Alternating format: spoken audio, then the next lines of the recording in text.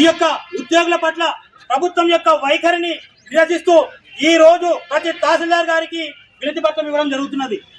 ఏమిటి వైఖరి?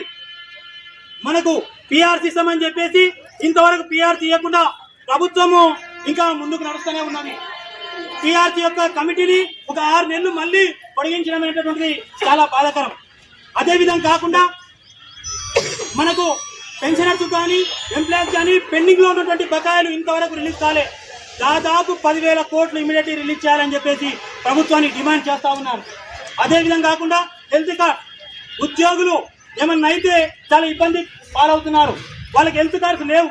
Health cards ఉన్నా పని చేయడం లేదు. మనమే డబ్బులు పెట్టుకొని చేయాలి. కాబట్టి మనం ఖచ్చితంగా ఇమీడియట్గా హెల్త్ కార్డ్ పరంగా రిలీజ్ చేయాలి. అదేవిధంగా సిపిఎస్ని రద్దు చేసి ఓపీఎస్సీ పునరుద్ధరించాలి. సెప్టెంబర్ 1, 2004 తర్వాత ఉద్యోగులు ఎవరైతే జాయిన్ అయినరో వాళ్ళకి సిపిఎస్ అనేటటువంటి మహమ్మారిని అంటగట్టడం జరిగినది. తద్వారా రిటైర్డ్ అయిన లేదా చనిపోయిన కుటుంబాలన్నీ కూడా రోడ్డున పడేటువంటి అవకాశం. దయచేసి ప్రభుత్వానికి ఇప్పుడే తెలియజేస్తా ఉన్నాం, ఖచ్చితంగా మీరు మ్యానుఫ్యాక్చరీలో 61వ నంబర్లో ఉన్నటువంటి సిపిఎస్ రద్దు, ఓపీఎస్ అమలు ఇమీడియట్లీ చేయకపోతే మాత్రం భారీ ఉద్యమమే మీరు ఎదుర్కోవాల్సి వస్తున్నటువంటి సందర్భాన్ని గుర్తు చేస్తా ఉన్నాను. అదేవిధంగా కాకుండా 2003 డిఎస్సి వాళ్ళకు కానీ కానిస్టేబుల్లకు కానీ మిగతా అనేక రిక్రూట్మెంట్లలో వారి యొక్క నోటిఫికేషన్లో సిపిఎస్ అని రద్దు అనేది లేదు. అయినా వాళ్ళకు సిపిఎస్ని అంటగట్టినందుకు ఇమీడియట్గా వాళ్ళకు ఓపీఎస్ని కల్పించాలని చెప్పేసి కోరుతా ఉన్నాం.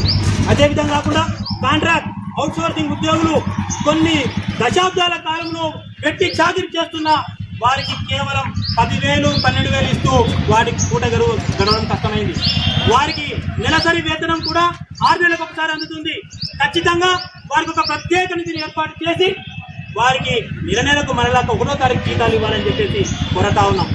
ఉద్యోగుల సమస్యలపై ఇమీడియట్లీగా ఒక కమిటీని వేసి తక్షణమే పరిష్కరించే విధంగా అమలు చేయాలని కోరుతా ఉన్నాం.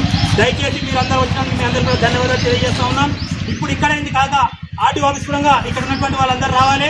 ఆర్టీఓ సార్ గారికి కూడా మన యొక్క వినతి పత్రం ఇవ్వాలి. ఇక్కడ అందరం తహసీల్దార్లకు ఇచ్చినటువంటి యొక్క వినతి పత్రాలు, ఆర్టీఓ సార్కి ఇచ్చినటువంటి వినతి పత్రాలు మీరంతా కోఆర్డినేషన్ చేసి జిల్లాలో ఉన్నటువంటి కలెక్టర్ సార్ గారికి ఇస్తారు.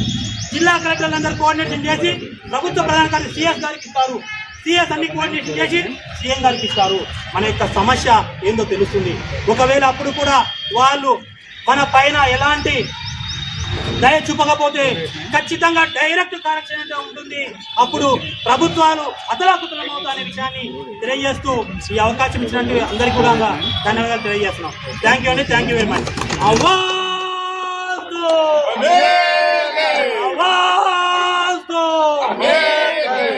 జగన్నాథ్ తత్వం